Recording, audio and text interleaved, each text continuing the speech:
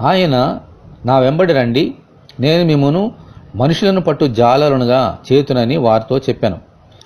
పేతురు, ఆంద్రేయ మొదలైన యేసుక్రీస్తు శిష్యులంతా చేపలను పట్టే జాలరులు.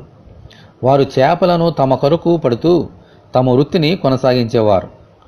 ప్రభు పరలోకమునకు చేర్చుకొనబడిన తరువాత ఆయన శిష్యులు పరిశుద్ధాత్మను పొందుకొని మనుషులను పట్టు జాలరులుగా మారారు. దేవునికి స్తోత్రము, హల్లెలూయా.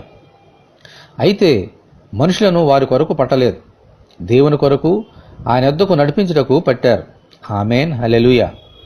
ఈరోజు ఆ బాధ్యత మనమందరి మీద ఉంది. సర్వసృష్టికి సువార్తను ప్రకటించుడి అని చెప్పబడిన ప్రకారము మన రక్త సంబంధులను, స్నేహితులను, బంధువులను యేసునొద్దకు నడిపింప బద్ధులమై ఉన్నాం. కోత విస్తారము గాని పనివారు కొద్దిమందియే.